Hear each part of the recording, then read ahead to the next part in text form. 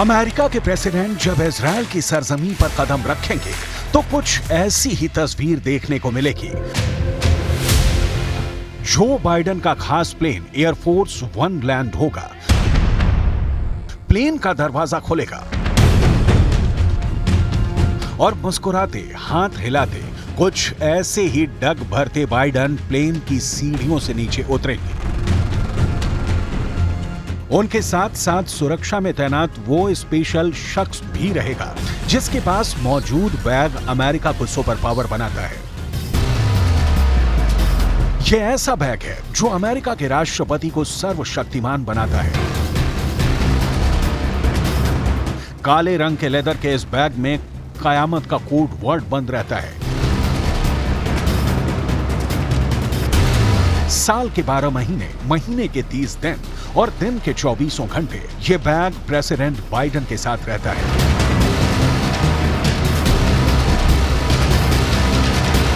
क्योंकि इस बैग में अमेरिका के सभी परमाणु बमों का बटन रहता है।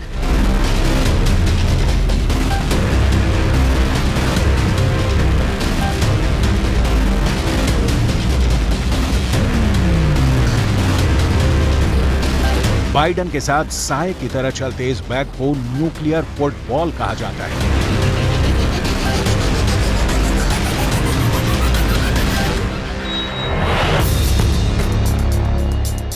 एक ऐसा फुटबॉल जो चंद मिनटों में अमेरिका के 6000 से भी ज्यादा एटम बम को पूरी दुनिया में तबाही मचाने के लिए लॉन्च कर सकता है। वही न्यूक्लियर फुटबॉल बाइडेन के साथ इजराइल पहुंचने वाला है।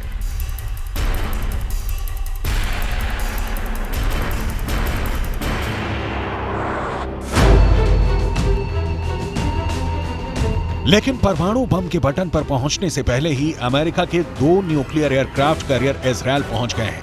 अमेरिका के ये दोनों एयरक्राफ्ट कैरियर अभी भूमध्य सागर से इजराइल हमास युद्ध पर नजर बनाए हुए हैं।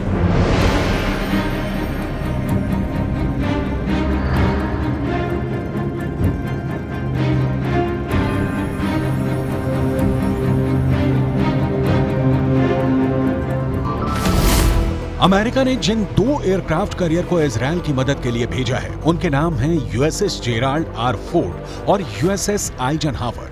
यूएसएस जेराल्ड आर फोर्ड के साथ 12 स्ट्राइक ग्रुप होता है, वहीं यूएसएस आइजनहावर के साथ 2 स्ट्राइक ग्रुप होता है जो हमला करने में मास्टर होते हैं। इनके साथ मिसाइलों से लैस और भी कई घातक युद्धपोत भूमध्य सागर में इजराइल के पास पहुंचे हैं। इसके साथ मिसाइलों से लैस जहाजों का पूरा बेड़ा चलता है।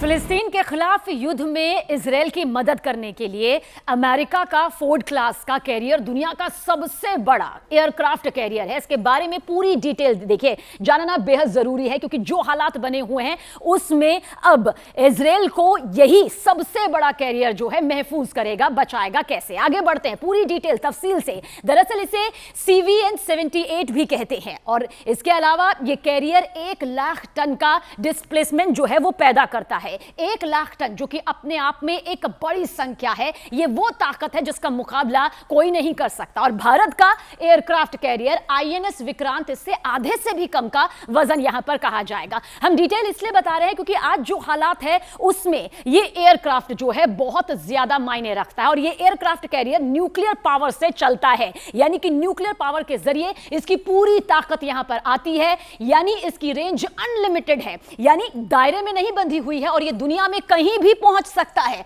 अब रफ्तार भी आप जान लीजिए। दरअसल ये एयरक्राफ्ट कैरियर 56 किलोमीटर प्रति घंटे की बेहद तेज रफ्तार, वो रफ्तार जो कि समंदर में अपना आधिपत्य, अपनी ताकत जमा सकती है। ये कैरियर बहुत अच्छी रफ्तार इसकी यहां पर कही जाएगी क्योंकि 56 किलोमीटर प्रति घंटे की रफ्तार अपने आप में बेहद तेज यहां पर हो जाती है। और इस कैरियर पर करीब 3000 नौसैनिक जो है वो तक तैनात किए जाते हैं। यानी दुश्मनों के लिए बहुत बड़ा टारगेट ये बन जाता है और बन सकता है क्योंकि 3000 नौसैनिक का यहां पर होना अपने आप में महत ताकत इसकी बताता है।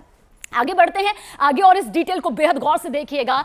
इस एयरक्राफ्ट कैरियर पर 90 विमान, सुनिए आप 90, यह संख्या बहुत ज्यादा बड़ी होती है और हेलीकॉप्टर भी इसमें तैनात किए जा सकते हैं, यानी कि वो ताकत जिसका मुकाबला कोई नहीं कर सकता है, ये महामुकाबले के लिए पूरी तरह से तैनात और तैयार रहती है। आगे बढ़ेंगे तो 75 सिर्फ लड़ाकू विमान है, यानी कि जो लड़ाकू विमान आप यहां पर देख रहे हैं उनकी संख्या 75 है। अभी इस एयरक्राफ्ट कैरियर पर सुपर हॉर्नेट विमान तैनात है। सुपर हॉर्नेट और F-35 इसका तैनात होना अपने आप में बताता है कि किस तरह से F-35 स्टेल्थ फाइटर भी ये ऑपरेट कर सकते हैं, चला सकते हैं और उनको पूरी तरह से तैनात करने की यहां पर तैयारी की जा रही है। तो ये है इसकी महाताकत।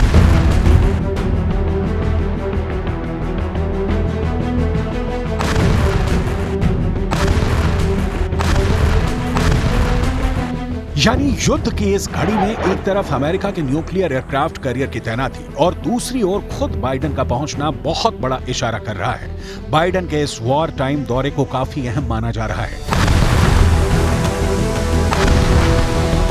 युद्ध में इजरायल को अमेरिका का पूरा समर्थन है। अमेरिकी राष्ट्रपति बाइडेन के इजरायल में लैंड होने से पहले एक बड़ी खबर सामने आ रही है। खबर यह है कि अमेरिका इजरायल में अपने सैनिकों को भेजेगा और इनकी संख्या 2000 के करीब होगी और इनके नाम भी फाइनल होने की खबर है। वॉल स्ट्रीट जर्नल की रिपोर्ट के मुताबिक ये सैनिक युद्ध नहीं लड़ेंगे इजरायल में, बल्कि इजरायल की सेना को सपोर्ट और सुझाव देने का काम करेंगे। अमेरिकी सैनिकों के इजरायल पहुंचने से पहले तेल अवीव पहुंचकर बाइडेन इजरायल के प्रधानमंत्री बेंजामिन नेतन्याहू से मिलेंगे, इजरायल की सुरक्षा का भरोसा देंगे और हमास के खिलाफ छिड़े युद्ध की जानकारी लेंगे। लेकिन बाइडेन का यह दौरा उनकी सुरक्षा एजेंसियों के लिए चुनौतियों से भरा हुआ है। वजह हमास की तरफ से इजरायल में हो रहे रॉकेट हमले।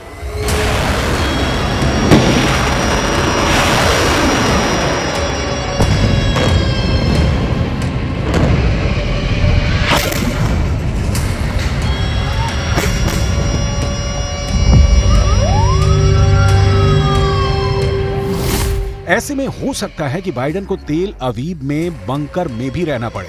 बंकर में ही बेंजामिन नेतन्याहू से बाइडेन की बातचीत हो, बंकर में ही मीटिंग कर बेंजामिन नेतन्याहू बाइडेन से अपनी मांगों को मनवाने की कोशिश कर सकते हैं। सवाल है, आखिर ऐसी आशंका क्यों जताई जा रही है कि इजरायल पहुंचने के बाद बाइडेन को बंकर में मीटिंग करनी पड़ सकती है? जवाब आपको सोमवार यानी 16 अक्टूबर को तेल अवीव में इजरायली संसद के शीत सत्र से पहले दिन के इस वीडियो को देखकर मिल जाएगा।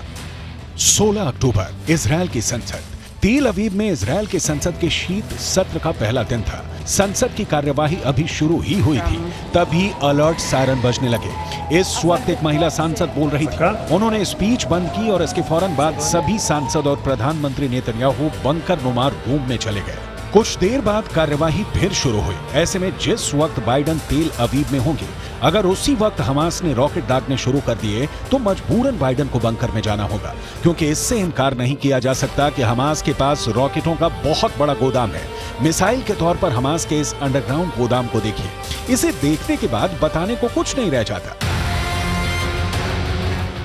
देखिए गाजा की जमीन के अंदर सुरंगों में कैसे हमास ने अपनी मिसाइलों को लगा रखा है। इस वीडियो में भी दिखाया गया है कि हमास कैसे इन मिसाइलों को युद्ध में लॉन्च करता है। ये वीडियो जारी कर हमास ने न सिर्फ इजराइल को बल्कि अमेरिका को भी चेतावनी दी है। चेतावनी ये कि हमास के पास हथियारों की कोई कमी नहीं है, ना तो इसके पास रॉकेट लॉन्चरों की कमी है और ना ही मिसाइलों की। और सबसे बड़ी बात ये कि उसके निशाने पर केवल तेल अवीव ही नहीं, इजराइल का चप्पा चप्पा है, जहां कभी भी वो रॉकेट दाग कर तबाही मचा सकता है।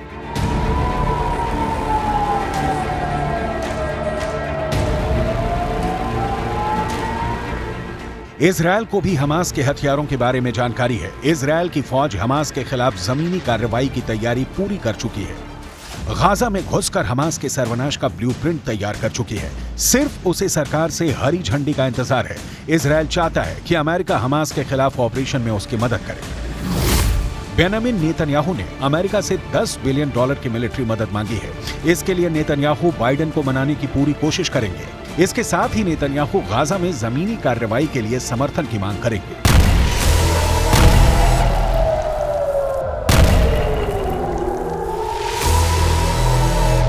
जमीनी कार्रवाई का सीधा मतलब है इजरायल की सेना गाजा बॉर्डर को पार करेगी, गाजा में घुसेगी। अगर ऐसा हुआ तो युद्ध और भी भयंकर हो जाएगा, क्योंकि तब गाजा की गलियों में स्ट्रीट फाइट शुरू हो जाएगी और स्ट्रीट फाइट में कितनों की जान जाएगी ये कहना मुश्किल है।